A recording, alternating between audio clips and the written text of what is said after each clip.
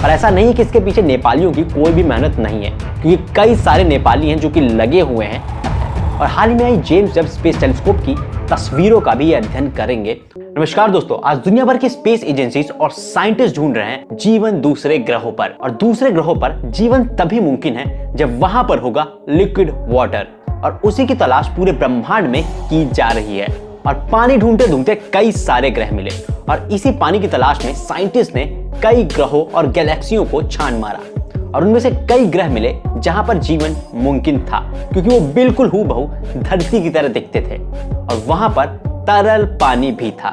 लेकिन वो सारे ही सारे प्लैनेट यानी कि ग्रह दूसरी गैलेक्सी में है। वो अपने सूरज का उसी पोजीशन और उसी दूरी पर चक्कर लगा रहे हैं जहां पर जीवन मुमकिन है, और जैसे धरती चक्कर लगाती है। और ऐसे ही कई ग्रहों की तलाश की नासा, साथ ही साथ कई और स्पेस एजेंसीज के टेलीस्कोप ने, जिसमें से कैप्लर टेलीस्कोप ने कई ग्रह निकाले जो कि बिल्कुल हूबहू धरती की तरह दिखते थे, जो कि था कैप्लर 425b, जो कि धरती से करीबन 1800 लाइट ईयर्स दूर था। साथ ही साथ कैप्लर 22b, वो भी बिल्कुल धरती की तरह दिखता है, लेकिन वो धरती से 600 लाइट ईयर दूर है। तो गैलेक्सी इतनी दूर है कि आज हम यहाँ से अगर लाइट जलाते हैं तो करीबन 1800 साल बाद हमको उस जगह पर दिखेगा कि लाइट यहाँ से जली है। यानी कि आप समझ सकते हैं लाइट को पहुंचने में वहां तक 1800 साल लगने वाले। ये इतनी दूर है, और उन ग्रहों पर हो सकता है जीवन और एलियंस। अरे बाप रे बाप, एलियन! चमचमाती शक्ति वाले एलियन यहाँ पर आएंगे क्या? अपना जादू आ जाएगा क्या यहाँ पे? जादू!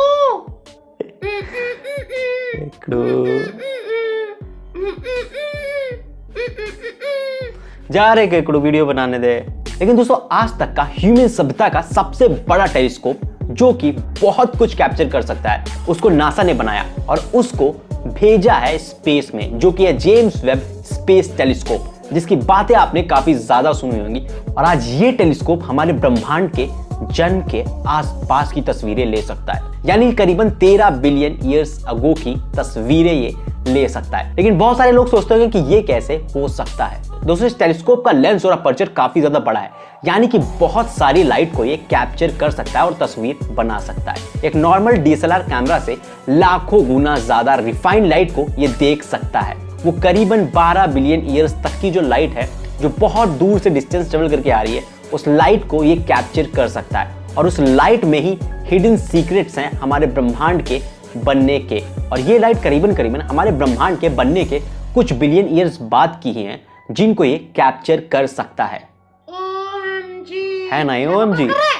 बकवास नहीं है ये केकड़ू। तुम इमेज देखो, जेम्स वेब स्पेस टेलीस्कोप की ये इमेज जो कि उसने भेजी है, देख कितनी जबरदस्त लग रही है। ये तो यहाँ से भी दिख जाता है, लाइट ही तो दिख रही है सिर्फ, और क्या? अरे वो लाइट्स नहीं है केकड़ू यार, वो देखो तो ध्यान से, वो गैलेक्सीज हैं। वो जो एक एक लाइट दिख रही है ना, वो एक एक गैलेक्सी है, और उसके अंदर ना एक सोलर सिस्टम है पूरा, यानी कि एक सूरज है और बहुत सारे प्लैनेट हैं, और उन्हीं प्लैनेट्स को देख सकते हैं हम। तो देखो ना इस इमेज को, कितनी जबरदस्त, कितनी प्यारी है। समझ आया कुछ? चलो अच्छा, अभी जाओ वीडियो बनाने दो।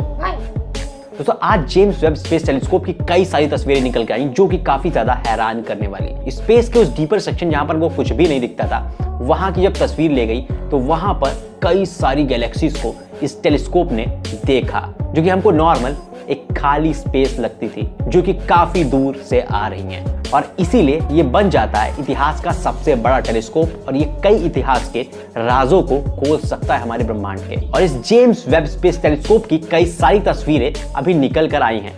तो चलिए देखते हैं इनकी कुछ तस्वीरों को और उनके बारे में कुछ जानते हैं। तो सबसे पहली पिक्चर्स में हम देख सकते हैं मैक्स 0723 के नाम से जाना जाता है। साइड पर जो रेड गैलेक्सीज हैं, जो कि 13 बिलियन लाइट ईयर्स दूर है, मतलब कि बिग बैंग से भी कुछ ही टाइम बाद बने थे ये। इसके बाद आता है करीना नेब्यूला। यहाँ पर गैस और डस्ट के इतने ज्यादा बादल हैं कि इसको भी हबल टेलीस्कोप के जरिए स्टडी नहीं किया जा सकता था। लेकिन असल में नेबुलास को स्टडी करके ही साइंटिस्ट ये जान सकते हैं कि नए स्टार्स कैसे बनते हैं, क्योंकि जेम्स वेब इंफ्रारेड किरणों को स्टडी करता है, तो जिसकी वजह से उसे गैस के आर पार भी दिख जाता है। पिक्चर स्टीफन स्क्विडन, 5 गैलेक्सीज एक ही फ्रेम में, लेकिन इनमें से 4 के ऊपर ज्यादा फोकस किया जा रहा है, जो कि 290 मिलियन लाइट ईयर्स दूर है। और ये जगह जस्ट चावल के दाने जितनी है। और ये पिक्चर इतनी स्पेशल इसलिए क्योंकि यहाँ ये आपस में कोलाइड कर रही हैं। प्रोसेस ऑफ क्रिएशन चल रहा है, लेकिन अब तो ऐसा देखने में मिलता नहीं है। लेकिन 290 मिलियन लाइट ईयर्स पहले तो दिख ही सकता था ना, यानी कि बिगिनिंग ऑफ यूनिवर्स के टाइम ऐसा तो काफी हुआ करता था।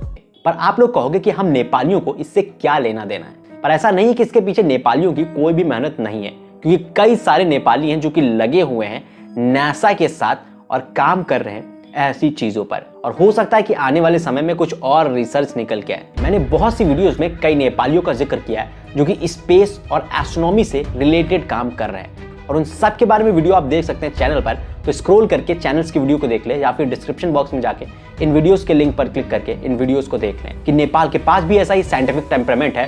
तो प्लीज कमेंट बॉक्स में कमेंट करके जरूर लिखेगा नेपाल विल डू इट। लेकिन आज मैं बात करूंगा उस नेपाली की जिसने स्पेस जगत में नेपाल का नाम सबसे ज्यादा रोशन किया और कर दिखाया कुछ ऐसा कि दुनिया भर से उसको रिकमेंडेशन आई और दुनिया भर ने उसकी खोज को सराहा। और उनका नाम है लुचेंद्र ओझा, और वो आज भी नासा के साथ कई एक्सप्लोरेशन में काम कर रहे हैं, जो कि नेपाल के लिए काफी गर्व की बात है। और हाल ही में आई जेम्स वेब स्पेस टेलीस्कोप की तस्वीरों का भी अध्ययन करेंगे और उन चीजों पर भी वो देखेंगे कि वो वहां से कुछ स्पेशल डेटा और कुछ स्पेशल एनालिसिस करके निकाल पाए। क्योंकि आज से पहले जो लुचेंद्र ओझा ने करके दिखाया था, पूरी दुनिया के साइंटिस्ट को चौंका दिया था। उनकी रिसर्च 2015 में हुई थी, जिसने नासा को भी हक्का बक्का कर दिया था। जिसके बाद उस नेपाली को नासा से रिकमेंडेशन आई थी और बुलावा आया था। और इससे पता चलता है कि नेपाल में होनहार लोगों की और साइंटिफिक टेम्परामेंट की कमी नहीं है, लेकिन जरूरत है तो यूथ को एक सही दिशा देने की और उनको मोटिवेट करने की।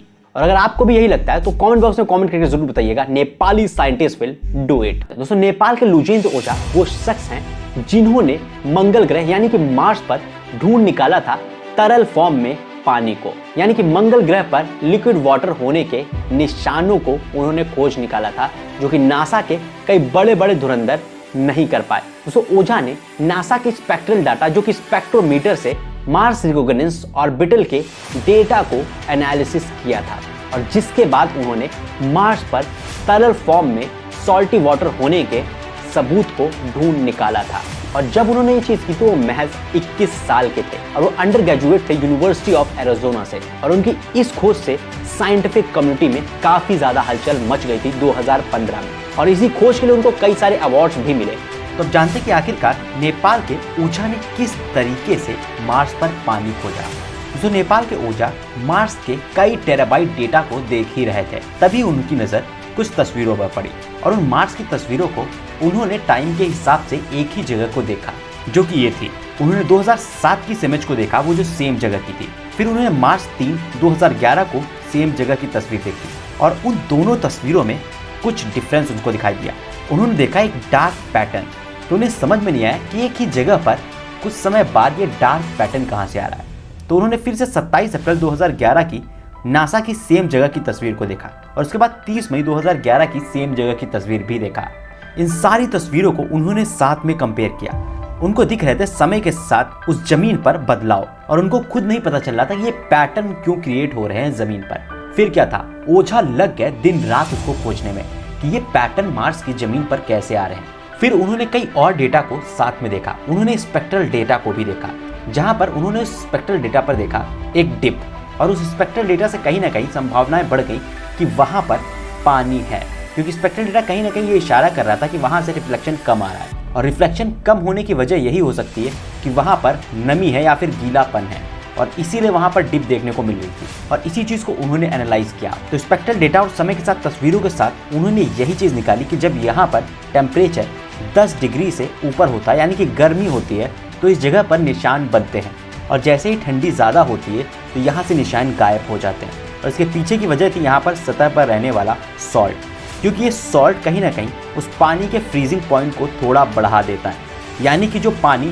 0 डिग्री सेल्सियस पर आइस बन जाता है, वो कहीं ना कहीं और ज़्यादा ठंडा होने पर, यानी कि -5 या फिर -10 के आसपास होने पर वो जाकर बर्फ़ बनता था।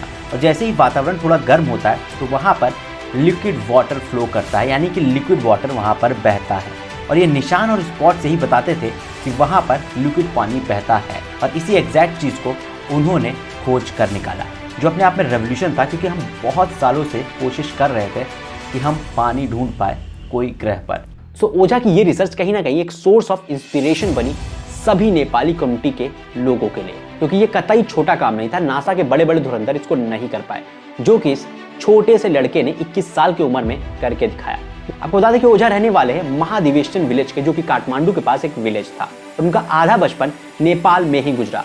और उन्होंने कहा कि मैं आशा करता हूँ कि नेपाल में कई और साइंटिफिक अपॉर्चुनिटी बढ़े, जिससे नेपाली लोग भी साइंस की तरफ और ज्यादा मुड़े। और हो सकता है कि आने वाले समय में लुजेंद्र ओझा जेम्स वेब टेलीस्कोप की भी तस्वीरों से कुछ ऐसा निकाले जो कि एक बार फिर से पूरी दुनिया को हैरान कर दे, क्योंकि उनके डेटा की एनालिसिस ने कहीं ना कहीं एक बार दुनिया को चौंका दिया था। और उनका अचीवमेंट कहीं ना कहीं हर एक नेपाली को गर्व महसूस कराता है। और अगर आप भी इससे गर्व महसूस करते हो तो प्लीज कमेंट बॉक्स में कमेंट करके जरूर लिखेगा we are proud of you Lujendra Ojha. तो हर एक यूथ तक इस वीडियो को जरूर भेजें ताकि हर किसी में साइंटिफिक टेम्परामेंट बढ़ पाए। इस वीडियो को अगर लाइक नहीं किया तो लाइक करके चैनल को सब्सक्राइब कर लीजिए, बेल का आइकन जरूर दबा लें। धन्यवाद। NI news.